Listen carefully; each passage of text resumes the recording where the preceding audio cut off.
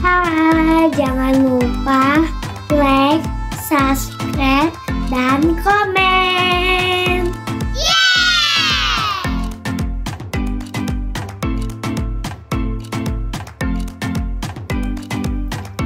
Jumpa lagi dengan petualangan keluarga Adventures.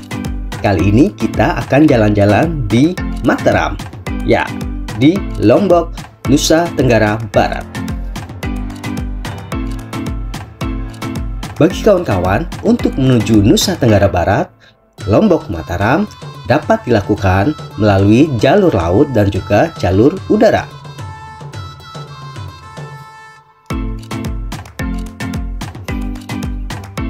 Kali ini kita terbang dengan pesawat terbang dari Jakarta.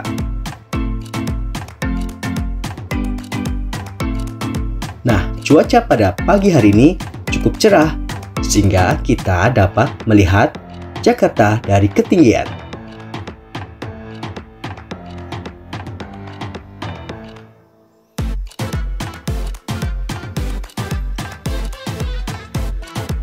Pastikan kawan-kawan membawa seluruh perbekalan dan kelengkapan pribadi. Mulai dari makanan, obat-obatan, baju ganti, dan juga keperluan pribadi lainnya.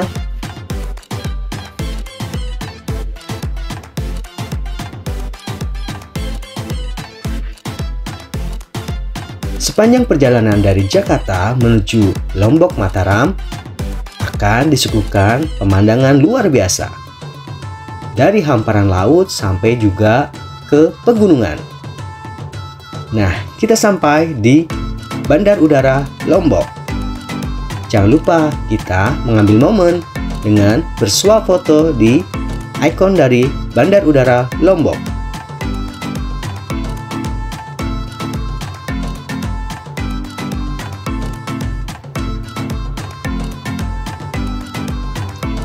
Lombok merupakan salah satu destinasi wisata favorit di Indonesia. Zona yang ditawarkan sangat beragam, mulai dari pantai hingga pegunungan.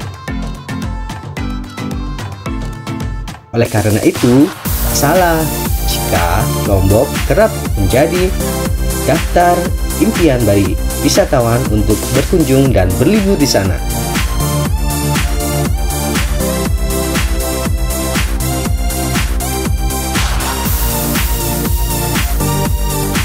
Ya, salah satu spot yang menarik adalah spot kedatangan di Mandalika.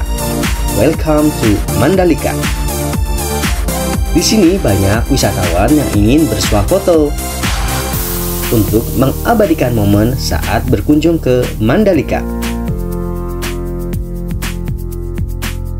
Mandalika adalah salah satu sirkuit internasional yang dimiliki Indonesia. Dekat dari Mandalika, kita akan menuju ke objek wisata selanjutnya.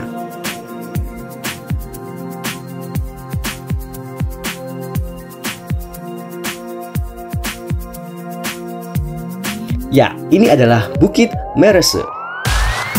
Bukit Merese merupakan bukit yang mengelilingi pantai Tanjung Aan. Lokasinya terletak di Jalan Kuta Lombok, Kuta Pucuk, Kabupaten Lombok Tengah. Bukit ini merupakan salah satu yang paling hits loh yang ada di Lombok, di mana pengunjung dapat menikmati pemandangan langit dan laut yang luas, baik di pagi hari ataupun sore hari. Tentunya jangan lupa bawa air mineral yang cukup. Jangan lupa untuk mempersiapkan fisik dari kawan-kawan semua dan juga membawa vitamin dan juga air mineral. Selain indah, kawan-kawan juga dituntut untuk bisa mendaki bukit tersebut. Bukit Merese sangat cocok dijadikan spot foto Instagramable. Nah, lihat, kita di ketinggian Bukit Merese di sebelah kiri. Karena di sini juga terdapat area sebelah kanan dari bukit untuk bersuah foto. Kadangkala kita juga bisa melihat foto-foto prawedding di bukit ini. Tiket masuknya gratis. dan hanya dengan jalan kaki dari pantai Tanjung Aan. Namun bagi kawan-kawan yang capek, kita juga bisa nih dibantu dengan naik ojek untuk menuju bukit, sehingga kita cukup mendaki sedikit dan tidak terlalu capek. Bukit ini mirip sekali nih dengan yang ada di Labuan Bajo, Nusa Tenggara Timur. Lihat, bukitnya biru sekali. Lautnya, cuacanya, langitnya, dan tentunya sangat cocok untuk kawan-kawan dan keluarga untuk menikmati pemandangan dan juga berkumpul di sini. Jangan lupa jika kawan-kawan membawa makanan, jangan membuang sampah sembarangan. Bawa kembali bungkus dan juga kemasan dari makanan untuk dibuang di tempat sampah.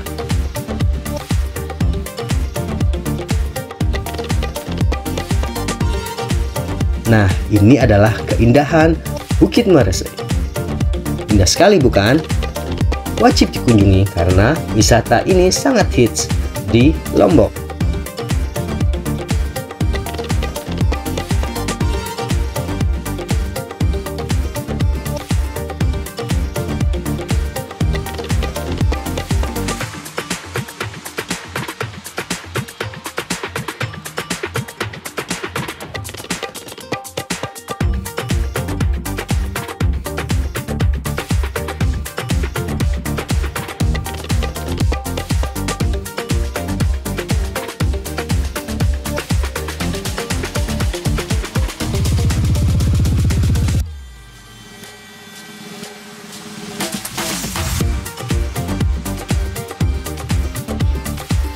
Di Lombok sendiri sebenarnya cukup banyak objek wisata lainnya, seperti Pantai Pink, Pantai Senggigi. Yang terdekat dengan Bukit Merese adalah Pantai Tanjung Aan. Ada juga Batu Payung, Pantai Malimbu, Bukit Malimbu, Pantai Kuta Mandalika, Pantai Aimpenan. Tentunya yang di kota ada juga Islamic Center Mataram.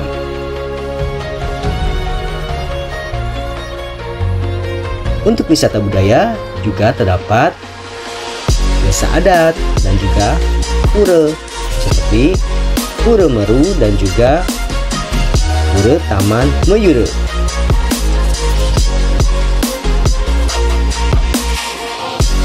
Jangan lupa untuk sempatkan singgah ke 3 gili.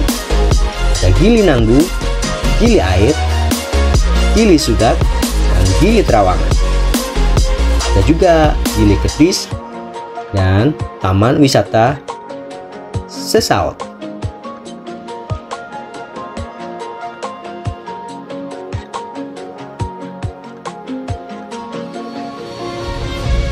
Selain objek wisata tersebut juga terdapat Pantai Tebing, air terjun Sendang Gile,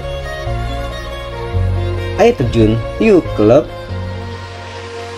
kebun kopi Senaru, Pantai Maun, Pantai Seger, Bukit Pergasingan, Tanjung Ringgit, Danau Segar Anak,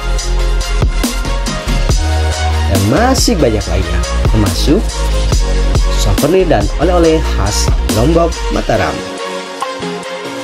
Nah, kita ke pantai yang terdekat dengan bukit yang telah kita datangi sebelumnya. Ada yang tahu kira-kira apa nama pantai ini?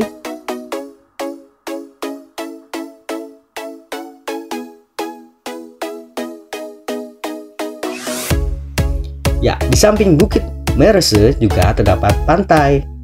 Namanya Pantai Tanjung Aan. Pantai Tanjung Aan merupakan salah satu pantai andalan yang tergolong masih asri. Karena belum terdapat pembangunan fasilitas yang masif di sekitar kawasan pantai. pantai ini berhadapan langsung dengan Samudra Hindia dan memiliki garis pantai kurang lebih 2 km. Tentunya dikelilingi oleh Bukit Merese.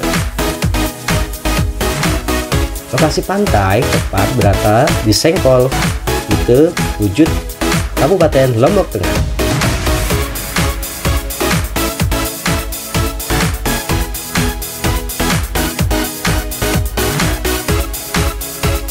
Indah sekali bukan? Debur ombaknya yang cukup ringan, pantai yang dangkal dan juga biru. Pantai ini memiliki dua jenis pasir yang membentang di sepanjang pantai, yaitu pasir halus bertekstur seperti tepung dan juga ada pasir bertekstur lainnya.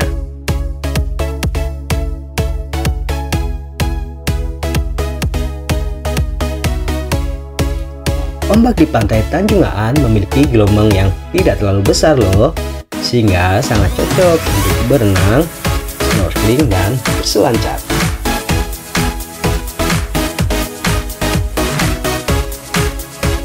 Untuk mengunjungi pantai ini, pengunjung hanya dikenakan biaya parkir sebesar 5.000 untuk motor dan 10.000 untuk mobil. Lokasi pantai ini tidak terlalu jauh dari Bandara Lombok. Pengunjung dapat menggunakan kendaraan mobil ataupun motor dengan waktu tempuh kisar kurang lebih 30 menit.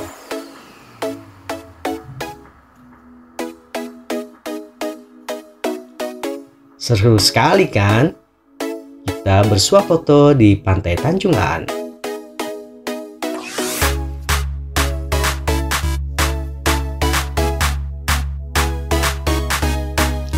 Di sini kita juga bisa menyewa perahu wisata dan juga terdapat beberapa resort di sini jika kawan-kawan ingin menginap.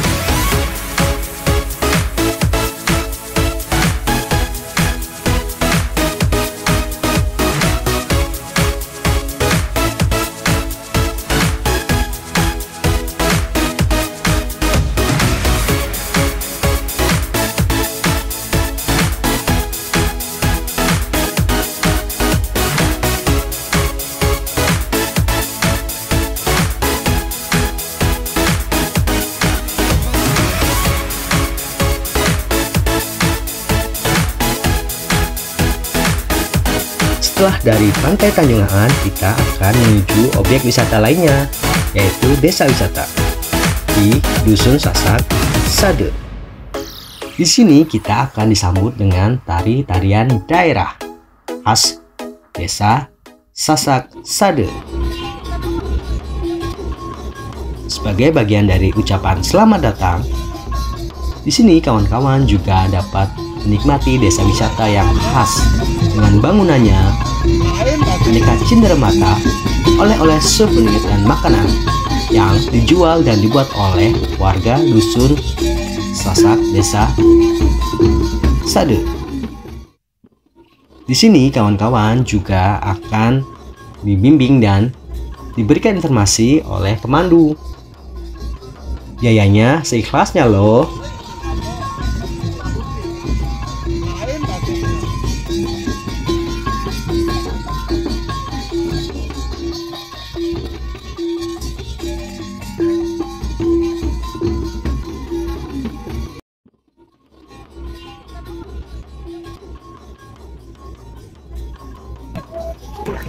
Jadi nama kalau sini ayah maksudnya, sedangkan kalau Andri nama anak pertama.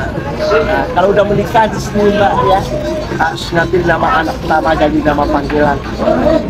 Dan ini nama dusun kami ini namanya Dusun Sade. Ini dusun kami yang paling tertua yang sudah lama dikunjungi sebagai dusun pariwisata. Karena dusun tempat tinggal kami inilah yang masih tersisa atau yang masih mau bertahan dengan bangunan rumah orang tua. Dan ini luasnya kurang lebih dari 2 hektar di satu kampung. Cukup menampung 150 rumah. Tidak bisa nambah rumah lagi. Itu makanya pindahannya pun juga banyak, Mbak ya. Dengan jumlah jiwa kami di sini kurang lebih dari 700 orang yang tinggal masih di sini. Tetapi kami yang tinggal 700 orang di sini masih satu rukun keluarga juga, karena masih kebanyakan menikah ngambil nisan sepupu, Mbak ya. bukannya tidak boleh menikah sama orang lain, tidak ada larangan juga dari orang tua. Tapi maunya orang tua kami supaya tali kerabatan kami itu tetap terjaga. Itu makanya masih kebanyakan ngambil dalam kampung. Dan kalau cara pernikahan kami di sini, kalau mau menikah sama anak gadis, mas tidak boleh minta izin sama orang tuanya. Kalau di sini, kalau minta izin sama orang tua si gadis malahan marah. Padahal itu lebih baik kan minta izin dulu. Tapi di sini malahan dianggap tidak tahu menau adat atau tidak mengerti adat. Itu anggapan orang tua si gadis kalau diminta. Nah, tapi cara kami memang melalui pacaran dulu, yaitu datang bertamu ke rumah si gadis pada malam hari.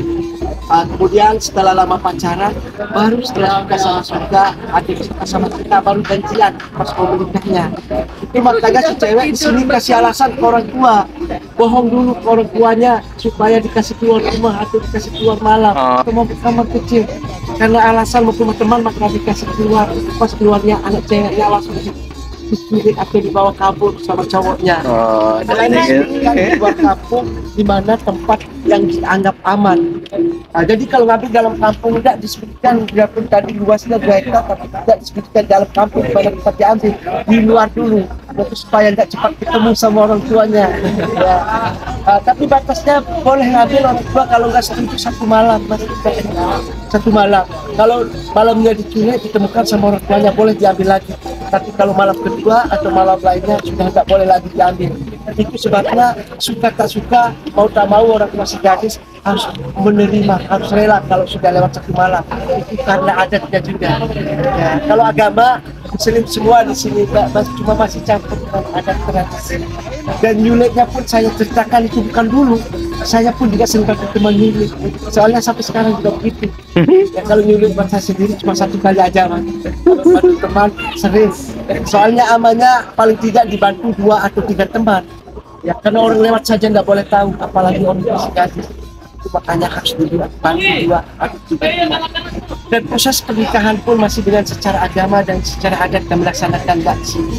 Contohnya orang tua si gadis tidak boleh mewalili anak gadisnya waktu dinikahkan, tapi diwaris sama Pak Kiai.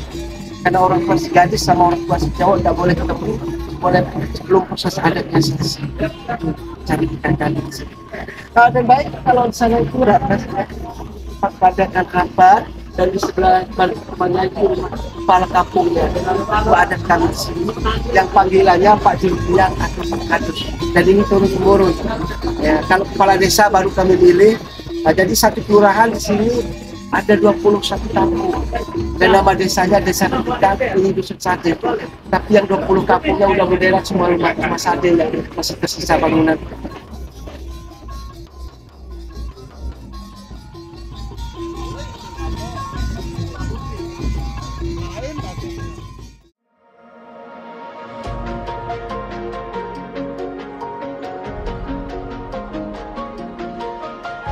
Yuk kita masuk lebih dalam ke Desa Sasak, Sun Sade.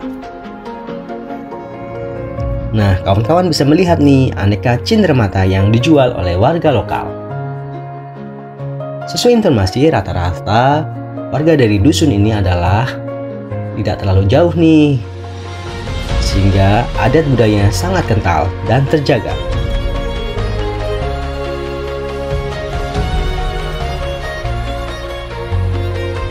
Di sini juga sangat menjaga kearifan lokal, budaya, dan tentunya agama. Perhatikan kawan-kawan, menggunakan pakaian yang pantas dan tidak melanggar norma adat susila yang ada di dusun ini.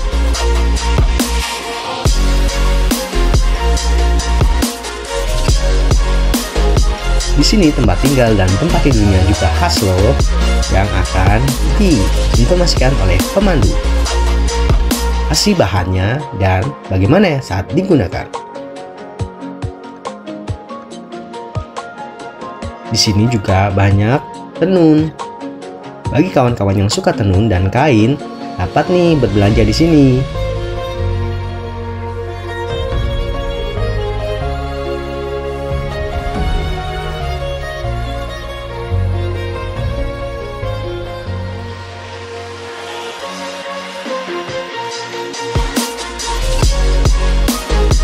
Biar tak ucap apa-apa, sudah cukup hanya dengan merunduk saja keluar masuknya. Sedangkan kalau ini lantai rumah kami ini dari tanah liat sama kulit padi lalu dicampur dengan air. Setelah itu baru ditempel, baru digosok pakai batu yang mukanya halus keluar batunya. Sedangkan untuk menghilangkan debu dan pecah-pecah lantainya, maka ibu di sini ngambil kotoran sapi yang baru keluar, kemudian dicampur dengan air. Setelah encer, kotoran sapinya itu baru dipel. Kemudian air campurannya tadi yang nyerap debu-debunya, seharinya pun bisa menutupi pecah-pecahnya. Itu makanya kalau sudah dipel pakai kotoran sapi, lantai rumah kami ini lebih kuat lah karena disapan air campur aja.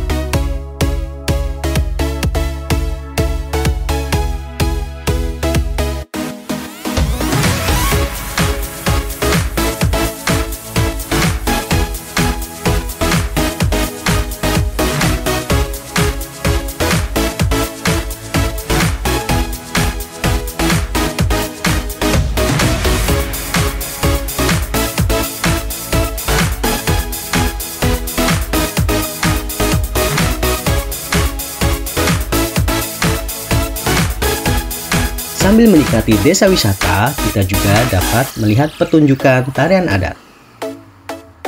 Tarian adat suku Sasak adalah hasil peninggalan sejarah dari nenek moyang suku Sasak yang biasanya dilakukan untuk acara-acara adat yang dilestarikan hingga saat ini.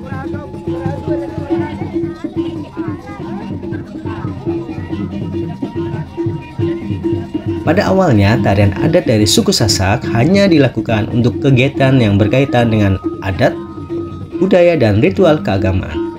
Namun sekarang sudah bertransformasi menjadi tarian untuk menyambut tamu, baik wisatawan maupun tamu resmi pemerintahan daerah. Salah satunya adalah tari Oncer. Tari Oncer lahir pada era 60-an, di mana menggambarkan peperangan yang terdiri dari 3 bagian. Bagian pertama menggambarkan peperangan dan bagian kedua serta ketiga menunjukkan kondisi setelah peperangan.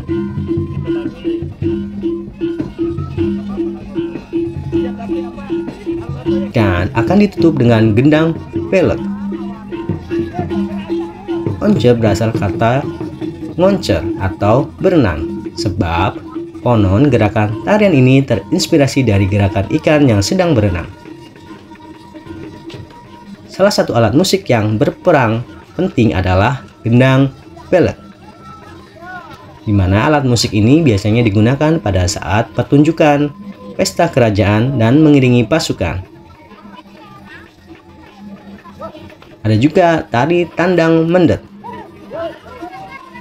Sesuai dengan catatan sejarah, tarian adat suku Sasak ini telah ada sejak masa kerajaan Selaparang, salah satu kerajaan di Pulau Lombok, dan juga tarian ini memberikan gambaran tentang prajurit dalam peperangan dengan alat bantu, tombak, tameng, dan pedang.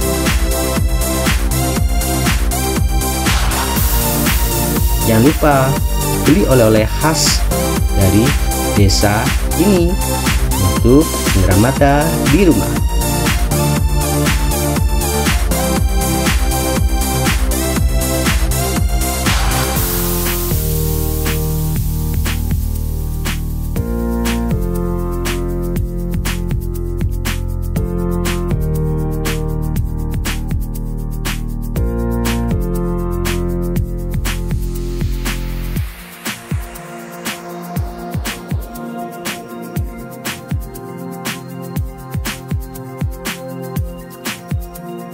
Selain tarian dari Tandang Mendet, juga terdapat tarian lainnya, mulai dari tari tandak gerok, tari papon, tari gandrung sasak, dan juga atraksi pertunjukan lainnya yang menyajikan budaya dari dusun Sasak Sado.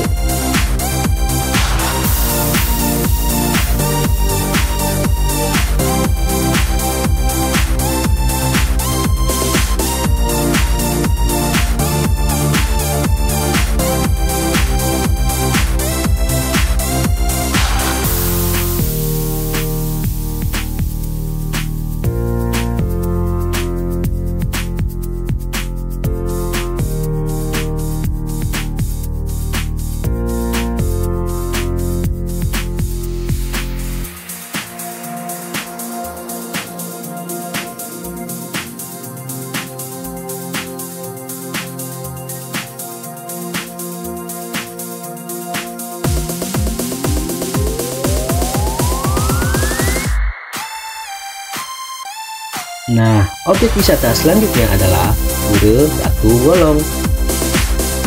Sekilas mirip tanah lot di Tabanan, Bali, karena sama-sama terletak di pinggir pantai. Pura Batu Bolong dibangun di atas karang yang menjorok ke laut, sehingga memberikan nuansa yang berbeda sebagai sebuah pura.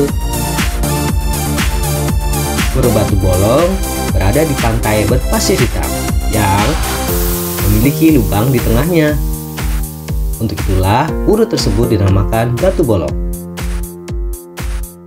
Jangan lupa kita harus menggunakan ikat pinggang yang telah disediakan. Hormati budayanya, tidak merusak dan juga menghargai agama dan kearifan lokal. Saat turun, kita akan disambut dengan beberapa pura dan tempat sembahyang, termasuk tempat perkumpulan dan juga pantai tentunya.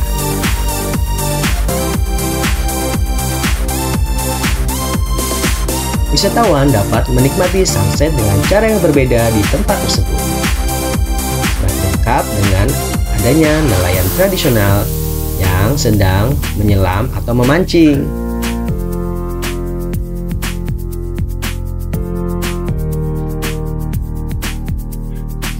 Di sini terdapat beberapa arca atau patung dan juga nama dari patung tersebut sebagai bagian dari dewa atau yang dihormati di pura tersebut.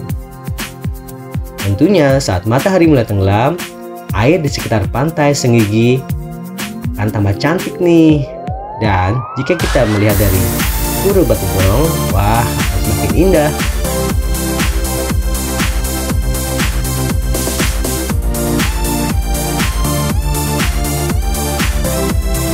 Pura Batu Bolong berhadapan langsung dengan Selat Lombok dan Gunung Agung Bali loh. Menjadikan pura tersebut sebagai tempat strategis untuk melihat sunset. Bagi umat Hindu, dua tempat di depan Pura Batu Bolong tidak hanya indah, namun memberikan ketenangan dan kedamaian untuk umat yang beribadah. Mengingat Pura Batu Bolong adalah tempat ibadah, pengunjung wajib menghormati setiap ketentuan yang ada.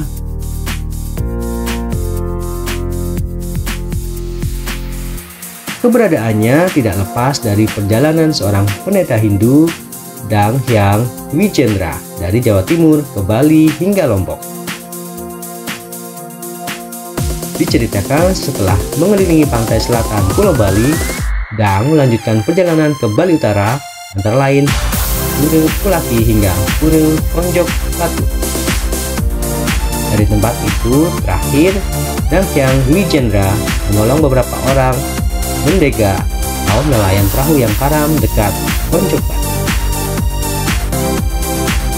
Para bendeka asal Lombok yang telah diselamatkan konon turut mengantar Dagyang Dwi Cendra yang disebut dengan nama Ida Peranda Sakti Wawu Rauh hingga ke Lombok dan menjejakkan kaki di Batu Bolong. Pura Batu Bolong diperkirakan dibangun pada abad ke-16. Ya, kawan-kawan bisa saksikan nih, ada nama-namanya.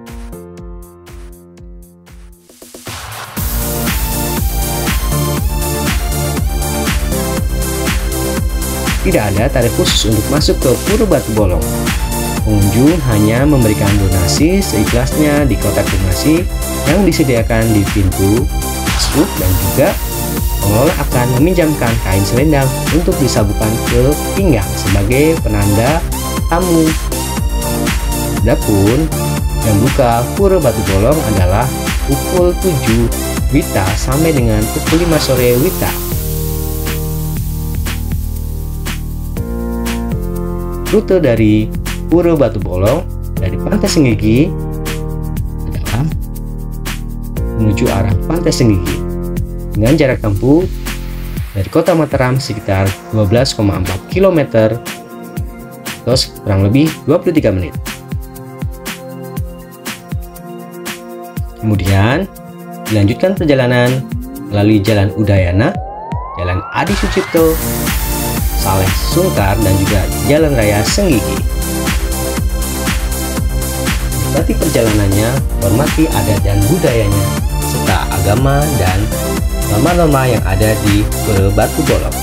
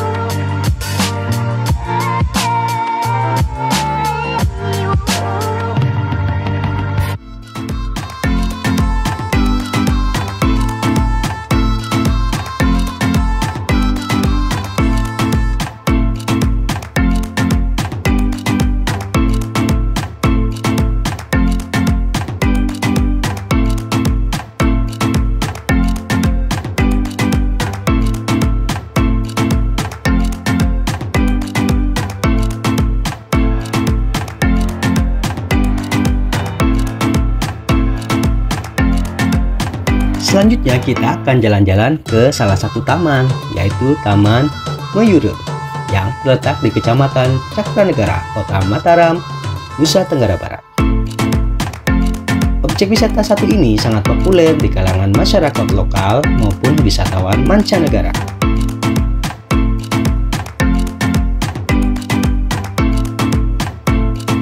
Taman Mayura menawarkan sensasi wisata yang berbeda dari wisata lainnya. Di sini, wisatawan akan merasakan nuansa religius, di mana terdapat pura yang dijadikan tempat ibadah umat Hindu setempat. Taman Mayura didirikan pada saat masa berkuasa Kerajaan Bali di area Pulau Lombok tahun 1744 Masehi yang didirikan oleh Raja Anak Agung Made Karangasem. Pada awalnya, Taman Mayura memiliki nama Taman Kelepuk. Nama ini diambil karena suara dari mata air yang jatuh di area taman tersebut. Pada tahun 1866, Raja Karangasem merenovasi taman dan mengganti taman menjadi Taman Mayura. Nah, ada yang penasaran nggak arti nama Mayura?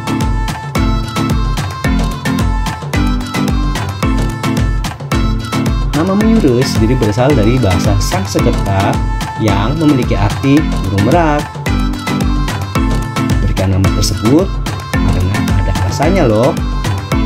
Menurut sejarah, nama itu diberikan karena pada masa itu terdapat banyak ular di area taman. Sehingga para penasehat memberikan saran untuk memelihara merak agar dapat mengusir keberadaan ular tersebut. Dari situlah taman ini diberikan nama Taman Mayura atau burung merak.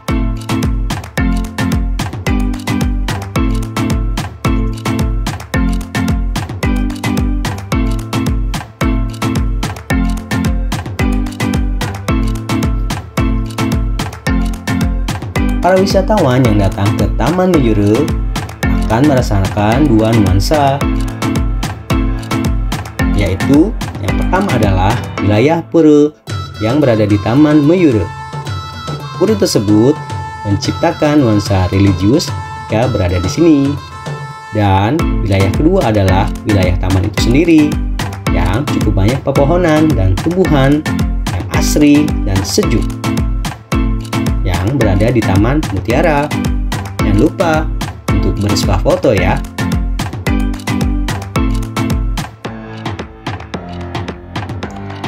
Wisatawan yang berdatangan ke tempat ini bukan hanya untuk bermain loh, tapi juga ada yang melakukan ibadah. Taman Mayura memiliki daya tarik tersendiri bagi para wisatawan yang berkunjung ke tempat ini, di mana terdapat patung yang melambangkan perbedaan antara agama, yaitu patung ini yang berada di Balai Kambang, patung yang bercirikan Muslim, Cina, dan juga Jawa. Dengan keberadaan patung ini membuat para wisatawan sangat menyukai tempat wisata ini, yang menyajikan hiburan, tempat ibadah, sekaligus taman, dan berbagai macam ilmu kehidupan. Nah, di dalamnya terdapat hal unik lainnya loh.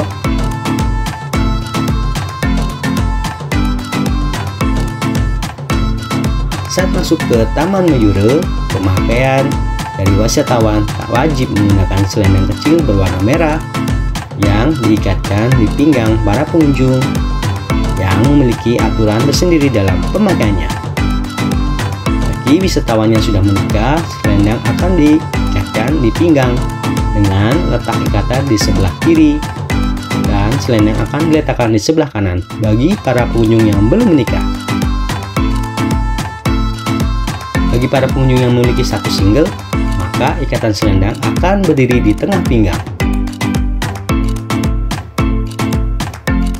Penggunaan selendang tersebut memberikan tanda bahwa wisatawan telah memasuki area suci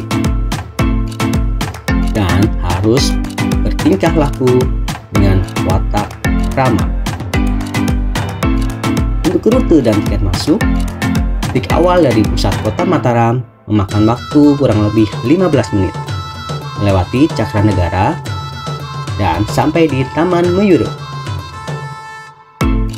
Menuju Taman Mayura dapat menggunakan kendaraan pribadi roda 2 maupun roda 4 atau transportasi umum dengan biaya kurang lebih 5.000 per orang.